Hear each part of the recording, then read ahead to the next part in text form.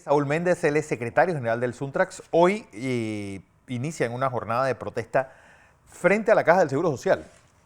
¿Qué tal, Don Saúl Méndez, bienvenido. Blandón, el esfuerzo que ustedes están laborando, obviamente a sus televidentes, oyentes, a los que nos van a ver en redes. Buenos días a todos. Bueno, hay un problema serio con el tema del Seguro Social, creo que todos lo conocemos, y todavía más serio aún después de la reforma del año 2005, porque esta reforma lo que hizo fue que el programa de solidaridad entre generaciones simplemente se le puso una fecha de muerte, se le sacó la forma de financiamiento y ahora la situación es peor que como estaba. Y a eso debemos aunar el tema de que las políticas públicas en este país no están encaminadas a la generación de empleo. Hay un informe reciente del Ministerio de Trabajo que habla del 48% de la población o desempleados en empleo informal. Correcto, en empleo informal, y naturalmente eso pues no genera lo que conocemos en el mundo del trabajo como trabajo decente, que usted goza de prestaciones, salarios, pago de seguro social, etcétera, usted y su familia. Pero esto no es ahora, ojo, este es un problema del desarrollo del modelo capitalista panameño que ha dejado en la marginalidad a un grupo importante de panameñas, que no tienen esta oportunidad, que viven el día a día. Y con relación a los que están todavía formales, la receta ha sido la misma que se aplicó en toda América Latina, que son recetas realmente fracasadas, y son las paramétricas por un lado, la posibilidad de privatizar fondos por otro, los sistemas de salud, etcétera, y entonces todo ello aúna más al problema que ya tiene la población, y en este caso los futuros asegurados, como los que estamos aspirando ya a ser jubilados, y los que están jubilados en estos momentos. El régimen de solidaridad funciona de que quienes estaban jubilados pagaban seguro social para pagar las pensiones de quienes estaban en ese momento. Ahora ellos cobran sus pensiones de lo que pagamos todavía a ellos este sistema, pero cuando miramos para atrás, lo que venimos ya en camino a jubilarnos, entonces no hay quien pague nuestras pensiones. Esto es un acto realmente criminal. Y criminal es el acto de cómo se le ha robado a la Caja del Seguro Social en 80 años sus recursos, y nada de esto tiene solución real. Todo queda en impunidad y es parte de lo que se va a protestar hoy en las instalaciones de Bueno, hay una propuesta del CONEP. Ayer entrevistaba a Miguel Eduardo del CONATO, que un poco pues, no estaba en contra de muchas de lo que están planteando, bueno, de la mayoría de las cosas que están planteando, porque él dice no hay que subir la edad de jubilación, no hay que subir la carga de esto, sino que sea el gobierno central, a través de las inversiones que tiene, que le mete ese dinero a la caja. Fíjate, la propuesta del CONEP es más de lo mismo, es lo que han venido aplicando ellos, porque en realidad los gobiernos, a mi entender, y en esto puede haber discrepancias sin ningún problema, son marionetas del poder económico en este país. Y todas las políticas públicas han estado encaminadas en los últimos 42 años a beneficiar ese poder económico. Ahora, esto no es nada más de los últimos 42 años. Hago el corte porque es cuando se empiezan a aplicar las políticas económicas neoliberales, que agravó la situación. Pero en realidad el CONEP lo que pretende es que los fondos que están en la caja y los que están proyectados en el estudio de la OIT, que pueden llegar a más de 200.000 millones de dólares, que se administren desde el punto de vista de la empresa privada. Eso es lo que ellos aspiran. Pero también aspiran a seguir desgraciando aún más la vida de los panameños, aumentando la edad de jubilación, aumentando la densidad de las cuotas. Hoy son 240, la propuesta de ellos ha hablado de 300 o 360. Eso es inaceptable, y así sucesivamente. Entonces, ¿qué ocurre cuando en un mercado de trabajo usted no tiene estabilidad laboral? Simplemente, si usted trabaja 8 meses al año y no 12, que es lo que debe cotizar en Seguro Social, usted puede llegar a la edad de jubilación de 62 años más y no tiene la cuota. Eso está pasando hoy, y pasó mucho en medio de la pandemia. Mucha gente decidió retirar sus cuotas porque no llegaba, y otros que a espera, conozco varios casos, obrera, cuando usted dice me faltan 3 cuotas, 5 cuotas, ¿cómo hacemos para resolver este problema? Entonces, naturalmente, las reformas paramétricas lo que buscan es negarle a la población la posibilidad de jubilarse. Y cada vez que se niega esa posibilidad a una familia panameña, estamos mandando ya a una persona productiva que entregó su vida al desarrollo nacional del país, a la economía, lo estamos mandando a ser indigente. Por ejemplo, tienes el caso de los que tienen jubilaciones especiales, policías y maestros. y tú ves 50.000 personas trabajando en el gobierno, jubilados. Fíjate. En el caso de los maestros, 90% de los directores de escuelas son maestros jubilados. Y lo de los policías, gente con 52 años, que es la edad más o menos que tenemos tú y yo, ya está en su casa echando barriga porque yo creo que tienen mucho más que darle al país. Fíjate, en el caso de los educadores no tienen una jubilación especial. Ellos autofinanciaron una jubilación puente para poder retirarse antes y esperar la edad de jubilación. Pero a ellos le pasa exactamente lo que le pasa a todos los que tenemos un ingreso y que al final nos jubilamos con el 60% de lo que sean los 5 mejores años o los últimos 10, que fue lo que propuso la reforma del 2005, con los últimos mejores promedios, 10 años de salario. Y eso baja, si tú tienes un ingreso, por ejemplo, en tu vida laboral, se mencionaba un profesional de $3.200 y le van a dar el 60%, porque cada vez que te aumentan también la densidad de cuotas, te quitan la posibilidad de que tú acumules 1.25% adicional al 60%. Entonces, todas estas formas lo que generan estos problemas. Ahora, ¿por qué los jubilados? Porque hay categorías de jubilados. Claro. Por ejemplo, un comisionado que está ganando $10.000, se jubila a los 50 años, si entró a los 20, a los 30 años está listo. 50 años está listo y él sigue trabajando, tú lo ves en las instituciones públicas. Sí, sí. ¿Me explico? Y lo ve como jefe de seguridad y todo aquello. Entonces, ese individuo en realidad le está robando la posibilidad a otro panameño o panameña que pueda ejercer esa función. Pero además se retiró con un salario que obviamente es un salario alto, del 100%. Yo creo que deberíamos aspirar a jubilaciones de ese tipo, en el que tú aportas y que puedas tener la posibilidad de retirarte con tu último salario. ¿Por qué no se va el otro tipo de jubilados? Los que su ingreso promedio eran $600, $700, porque si tú ganabas $600 y te van a dar el 60%, tú no tienes cómo solventar el costo de la vida en este país. Así que este es un problema de políticas públicas. Si tú quieres que la gente se retire, tiene que retirarse con pensiones como hacen los europeos o hacen los norteamericanos, que tú lo ves en cruceros, en aviones, etcétera, porque su poder adquisitivo le permite eso. Sí, pero acá trabajan hasta los 65 años.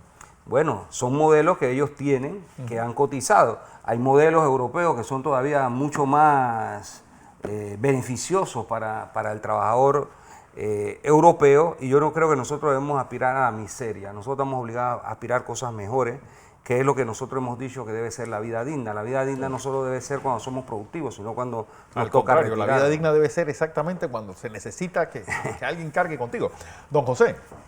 A ver, Saúl, si podemos a la audiencia ver algunos puntos en los que podríamos estar de acuerdo. A ver. ¿Tú estarías de acuerdo que el programa de IBM actual, como está funcionando, se está quedando sin fondo y necesitamos hacer algo?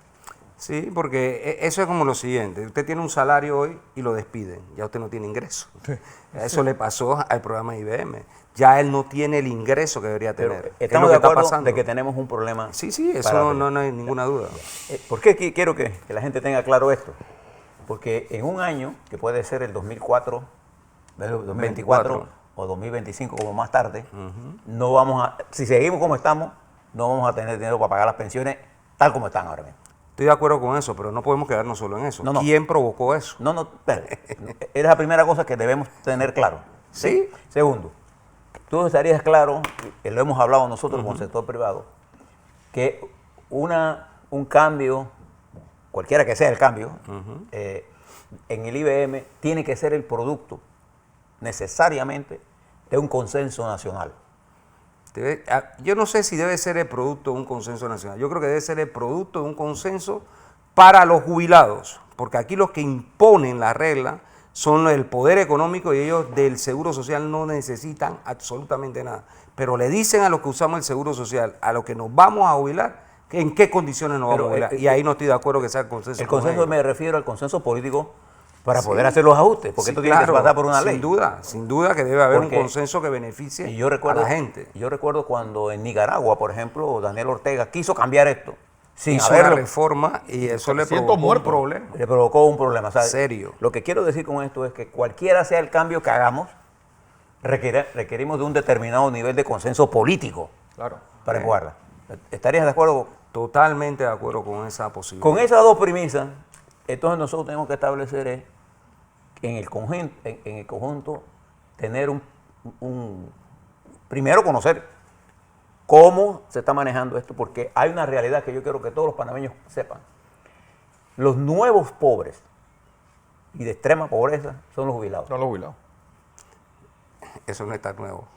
Eso no está No, nuevo. pero ahora es peor. Sí. En la medida en que pasa el tiempo, Eso ha sido ¿no? una catástrofe. La diría yo. depreciación de lo que yo recibo de pensión Por supuesto. va bajando mi capacidad. Va vinculado al salario. Sí. ¿sí? Bueno, Al tu también salario. acuérdate la gran Si tus dilema que yo salarios son vivo en los bajos, años 70 y me jubilo con los Pero que con se los aumenta, 2020. porque en la medida en que yo me pongo más viejo, si tus el salarios costo son de bajos, medicina y alimento es más alto. es más Claro. Bien. Entonces, si tus salarios son bajos, tu pensión la calculan sobre ellos. Y en Panamá la política pública ha generado salarios bajos. Ese es parte de los problemas que hay que discutir. La pregunta es, ¿qué hacemos? ¿Qué podemos hacer? Sí, porque al final tenemos dos diálogos parados. Está el diálogo el de Penonomé, que ya no sé ni de dónde va a ser, Lo secuestraron los empresarios del gobierno. ese. buscando un mediador válido, y por otro lado del Seguro Social, que nosotros hemos estado pateando la pelota y realmente estamos en un año preelectoral donde no creo que un gobierno tenga el capital para hacer una reforma como la que debe hacerse en la Caja de Seguro Social.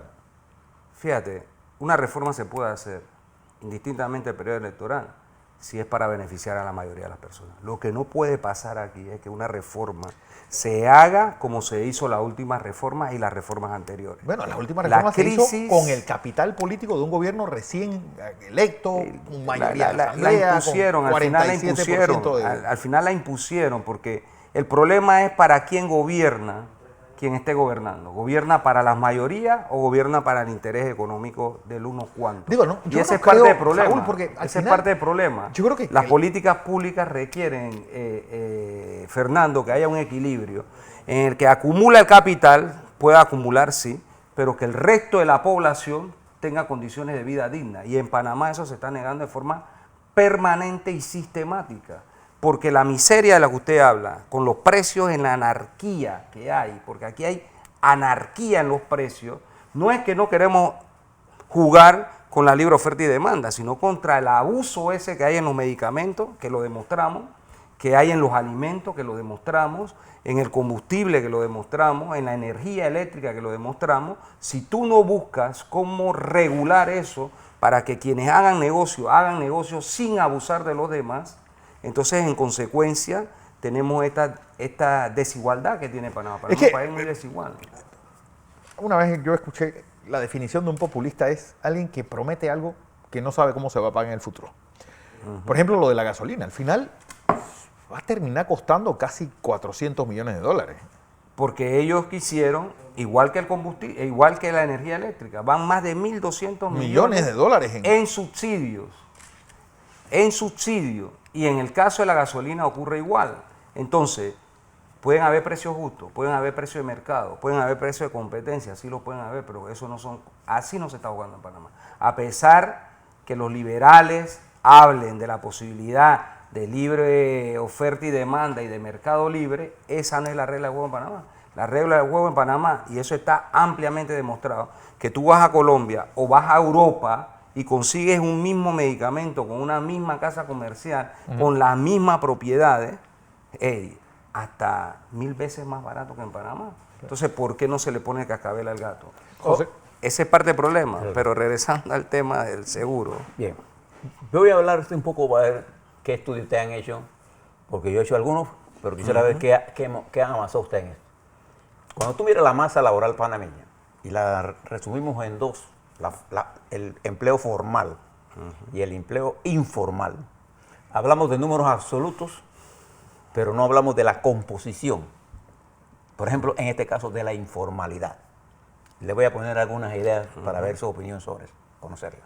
Pero en el caso de la informalidad, que o sea, cifras más, cifras menos, estamos hablando de más del 40% de la población en informalidad. 45, 46, depende. Bien. Esa informalidad, Saúl, está compuesta por gente que vende en la calle, pero también incluye pequeños y medianos empresarios que tienen su negocio, que no cotizan, que no tienen préstamos y que en la práctica del sistema capitalista de producción no existen. Entonces, ¿qué le parece a usted? Si Bueno, sí existen como consumidores, Sí, pero no existen como agente cotizante, cotizantes. ni existen como agente de crediticio. ¿Ah? Entonces, ¿por qué no definimos este nivel de la informalidad y llegamos a un tipo de acuerdo en la que, analizando el componente ellos puedan, el gobierno, pagar una parte del seguro, de la cuota patronal de ellos, junto con ellos, para que el Seguro Social adquiera ingresos? 2, lograr estabilizarlos como sujetos de crédito y en un periodo de 5 o 10 años pasarlo de esa informalidad a ser objeto de formalidad laboral. En ello nosotros estamos hablando de un grupo importante. Ese es un punto que nosotros no hemos ido a desmenuzar en detalle. El otro es, por ejemplo, en la liquidez de la caja. Hablo ahora del otro programa. ¿Por qué no utilizar parte de esa liquidez en las empresas estatales? De manera que parte de las empresas estatales puedan ser adquiridas por este programa a una tasa de retorno más alta que lo que está pagando actualmente. ¿Eso es posible? Fíjese, el tema de los informales como Sí. política pública es un tema que hay que discutir y hay que regularizar. Como tú dices, hay categorías de informales, Sí. pero las políticas públicas están pensadas justamente no solo para una parte, deben estar pensadas para todas las partes. Y podría haber esa posibilidad. La última reforma del año 2002 trató de incorporar a los informales, pero aquí no hay una política real, y esto quedó bastante claramente demostrado en la pandemia, de ayuda como política del Estado al micro, al pequeño o al mediano, Sí. sino toda la política está dirigida al grande. Esa es parte de nuestra tragedia en Panamá. Y eso tiene su razón de ser en nuestro análisis. Y es que el poder del Estado ha sido secuestrado justamente para beneficiar esos intereses. Entonces, cuando nosotros tuvimos la posibilidad de hablar con pequeños productores, por ejemplo, en la mesa del diálogo, ellos expresaban claramente, creo que ustedes también lo vieron, por aquí pasaron un video de un pequeño productor de leche, donde dice, no, es que a mí me ponen este precio. Sí. Y sobre este precio mi rentabilidad es poca. Entonces, en realidad nosotros requerimos un equilibrio en la sociedad y requerimos nuevos métodos que ayuden realmente a que ese pequeño, mediano y micro sean realmente atendidos desde las políticas públicas. En España, por ejemplo, en Europa, con los TER, se buscó la posibilidad de financiar después de la crisis del 2008 y ahora en la crisis del COVID, Sí. para evitar el quiebre de las empresas, se les financió no solo a los trabajadores parte de su salario, 70, 80, 60% dependiendo del país europeo, sino también apoyo a la empresa y especialmente a la micro, a la pequeña y a la mediana. Pero eso no lo encontramos aquí. Es posible porque tú hacerlo, estás- es posible Claro hacerlo que hay como que posible propuesta. hacerlo. El problema es si queremos hacerlo. Si los poderes reales de facto del país, los poderes económicos y sus marionetas en los puestos públicos formales están dispuestos a dar un paso a hacer una sociedad más justa. Porque parte del problema de la sociedad panameña es la inequidad, y la podemos ver en todos esos aspectos, Sí. y la distribución de la Yo, riqueza. yo entiendo y comparto Pero eso es posible hacerlo. Yo comparto el criterio tuyo de la inequidad del sistema, no hay Sí, la menor. claro. El que lo niegue no conoce No se conoce por Panamá. ejemplo, cuando yo vi el diálogo que se estaba desarrollando en Panamá, y yo soy a favor del diálogo, Todos yo somos. siempre apuesto al diálogo. Por ejemplo, en el campo, Saúl, tú que conoces esta área y tus trabajadores también, ¿cómo no conoces? Del campo no, pero de la construcción más. Conoces. Correcto, tengo... ¿Qué pasa nosotros en el campo? Nosotros encontramos que el desarrollo del sector agropecuario, que tiene el 30% de la población y que exporta a las ciudades nuestras, desempleos, Desempleados. Claro. sin formación, que es otro problema, carecen de una infraestructura para mejorar la producción, particularmente en el desarrollo de un agresivo programa de electrificación rural. Y no hablo de la electrificación rural para llevar la luz, el foco, no. Energía con capacidad Productiva. para producir Leche queso, graduada en- leche, productos manufactureros que transformen a este informal Porque para mí un ganadero que tenga 7, 8 vacas sigue siendo informal, no paga seguro, y cuando llega a su edad de productividad, queda por ahí marginado. A ese programa de infraestructura que fue uno de los grandes éxitos de los Estados Unidos, el programa de electrificación rural, todavía existe en los Estados Unidos. Sí. Nosotros tenemos aquí un programa de electrificación rural, pero solo para llevar energía, para prender un foco Por el foquito. y poner un televisor, pero no para producción. ¿Ustedes no estarían de acuerdo en que esto sea parte de esta discusión? Sí, es que no solo estamos de acuerdo, lo hemos propuesto. De nuevo, las políticas públicas, y en especial las últimas, de los últimos 42 años, desmontaron el sector primario de la economía, el agro estamos hablando. Y el sector primario de la economía representa menos del 2% Ahora en el subió Producto un poquito Interno Tres Bruto. menos, tres. Bueno, Sí. pudo haber Subió un poco. un Subió un poco. poquito. Pero en la década finales de los 50 representaba casi el 28% del Producto Interno Bruto. ¿Cómo tú de ese 28 llegas a, Al vamos a uno- ponerle al 3%? 2%, sí. ¿Cómo tú llegas allí? Bueno, Porque también acuérdate que el sector pública- servicio creció también. Sí, pero, de esa misma forma. es que el desarrollo del modelo capitalista en Panamá, desde su nacimiento mismo, ha estado fundamentado en el sector servicio. Sí.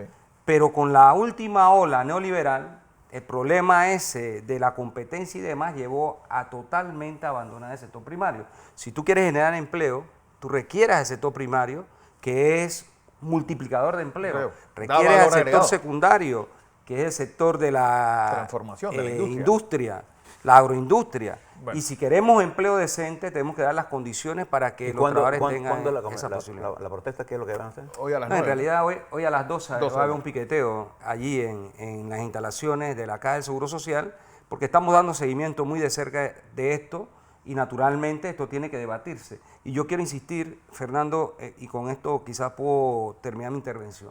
Así como lo hacemos aquí, así como tú lo permites hacer aquí y todo el equipo que controla este canal, nosotros necesitamos democratizar los canales de televisión de las corporaciones más grandes y sus emisoras, porque son frecuencias públicas.